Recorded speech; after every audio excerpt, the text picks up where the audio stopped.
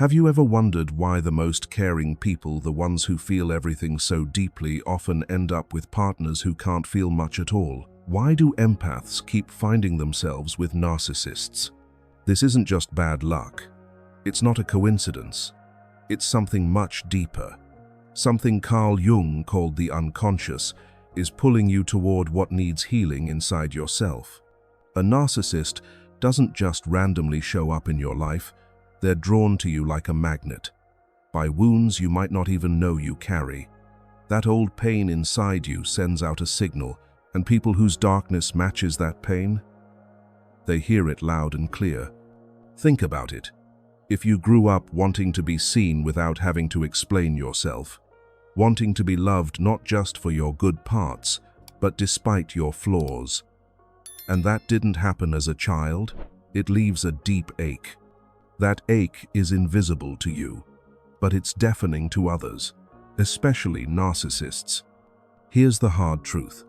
Empaths aren't born only from light. They're created in emotional battlegrounds, in homes where love had to be earned, where attention came with conditions, where safety didn't come from being held, but from holding everyone else together. From a young age, many empaths learned to read every mood in the room, to predict what people needed before they even asked. It felt like survival, and in many ways, it was.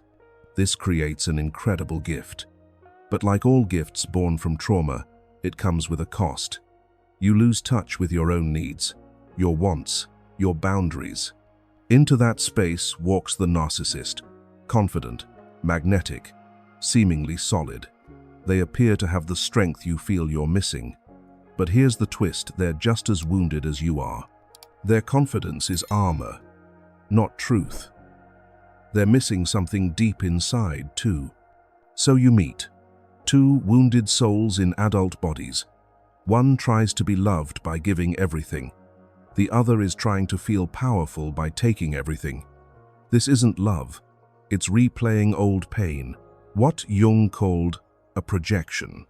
The empath often carries what Jung called the healer archetype.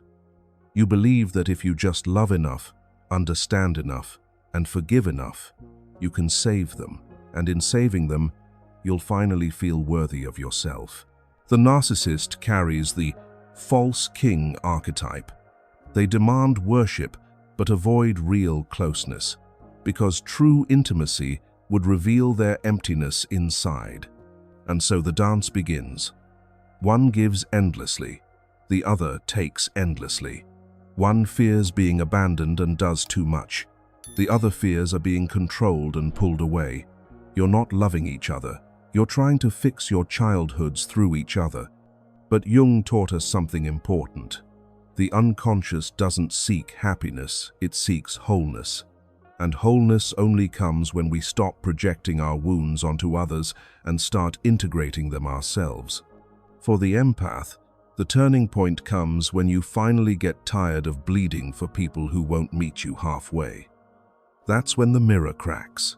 You start looking inward. You begin to see that your worth doesn't come from being needed. This is where the real work begins. Jung called it shadow work. Facing the parts of yourself you've been avoiding. To stop attracting narcissists, you have to become the parent your inner child needed. You have to set boundaries, not as punishment, but as protection. You have to see your empathy as a gift that needs limits. Because without limits, it turns into erasing yourself. When you reclaim yourself, the spell breaks. The narcissist loses their hold on you, because they no longer have access to the part of you that abandoned yourself. You stop chasing love from others, you start giving it to yourself. Jung taught that our shadow, the parts we deny, will control our lives until we bring them into the light. That's why avoiding toxic people isn't enough. You have to see what part of you keeps inviting them in. Often, it's the part that thinks intensity equals love. That confusion and chaos mean passion. Being kept guessing is romantic. It's not. It's just familiar. It's your old wound looking for the same story. Healing means questioning what you're drawn to. Realizing that the spark you feel with a narcissist is recognition your trauma recognizing theirs. That kind of recognition isn't peace, it's adrenaline. The real work is asking yourself hard questions. Why has love meant suffering for me? Why do I fear being alone more than being disrespected? Why do I treat manipulation like it's normal conversation? This is shadow work, turning inward with compassion, facing the pain instead of escaping into another toxic connection. And it's not easy. It feels like dying. The death of being the good one, the strong one, the forgiving one. But maybe that wasn't goodness. Maybe it was fear of losing love. Maybe it was abandoning yourself and calling it loyalty. Jung believed the narcissist isn't just your enemy. They're a gatekeeper. Once you stop asking them for permission to exist, the gate opens. You remember who you were before you learned to disappear. You remember your fire, your right to take up space. Here's the miracle. When you integrate both your light and your shadow, the pull toward narcissists fades. You no longer want to fix what's broken in others, because you've healed what was broken in you. At first, healthy love might feel boring, safe, predictable. Your nervous system, used to chaos, will resist.